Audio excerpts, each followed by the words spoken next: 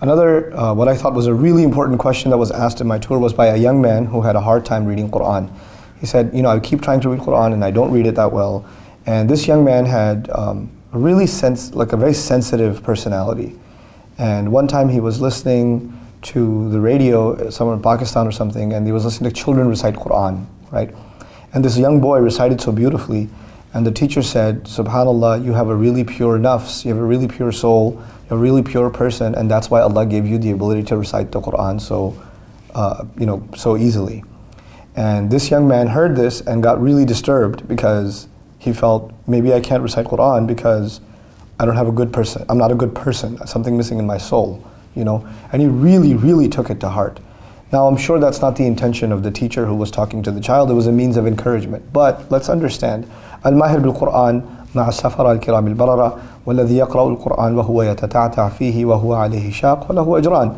Rasulullah told us the experts in the Quran are among the highest ranked angels, but the ones who stumble in it, keep stuttering, they can't pronounce words properly, they can't read properly, and they find it very difficult every time. These are people that get twice the reward. There are people who get twice the reward. Now the sharh of that hadith, there's a different discussion. Is it twice the reward of a regular person, or is it twice the reward of the expert? And I'm personally inclined to think it's twice the reward of the expert. There's no reason to think otherwise. Because Allah does not value accomplishment. Allah values effort. The thing that Allah values is effort. We value accomplishment. Human beings are different from Allah. Human beings value accomplishment. Human beings value results, profit, gain. How much do you know? How much have you memorized? How well can you read? Quantitative stuff. Because we want to be able to see it. Allah Azza wa Jalla is not concerned with any of these things. Allah is concerned with how much effort did you make. Put this in perspective. Somebody's a billionaire. They give $1,000 in charity. It's a good amount of money. That's worth something. But you know what? Somebody has zero. They have nothing. And they give 50 cents. They only have $1 and they give 50 cents. That 50 cents is worth more to Allah than the $1,000 the billionaire gave. It's not about the quantity to Allah. It is about the quality. The same thing with the effort. You can't recite Quran. You're not a bad person. The fact that you're trying to recite the Quran, the fact that you're struggling through every single letter and going through it, that struggle Allah put you in. Had Allah wanted, He could have made it easier for you. Had Allah wanted, Musa alayhi salam would not have a stutter. Had Allah wanted, Fir'aun would never had a reason to say, وَلَا يَكَادُ يُبِينُ. He can't even talk clearly almost. People have disabilities or challenges or difficulties in life. Some people have a physical disability. Some people have, a psychological disability, a challenge in their lives. These challenges are actually given by Allah Azza wa Jal, and we don't know why. We know that that's not because Allah cursed them or they are lesser than us. Maybe that's the reason they're better than us. Maybe that those disabilities are actually maybe the reason they are far superior to what we will ever be, So we have to be mindful of the fact that our standards, thank Allah, our standards are not the same as Allah's standards. People put other people down.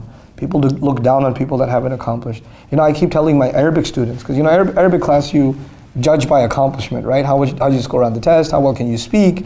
How well can you read?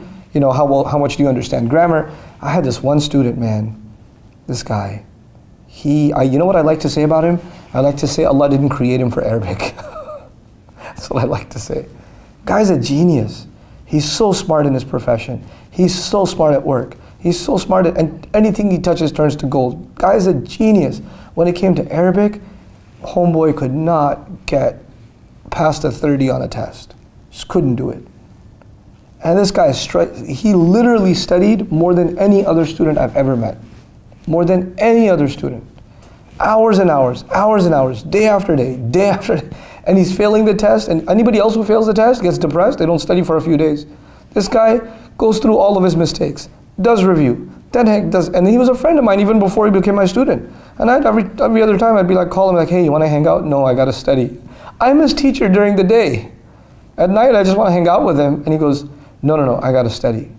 And you know what? Even though he didn't score nearly as much as some other students who got hundreds, I respect him way more. And I know Allah Azza wa Jalla rewards him way more. Because for some people, it's the struggle. That's the thing. That effort, that difficulty is what Allah values. And sometimes Allah puts you in difficulty because that's how He raises your ranks. That's how He puts you high, So don't let the assumptions that people make about you or comparing yourself to others and what little you know or what little you can do, don't let that belittle what Allah thinks of you, This is the real value. You know, inna akramakum indallahi atqakum. The most noble of you are the ones that have the most taqwa. Taqwa will never be known by another person. It'll just never be known.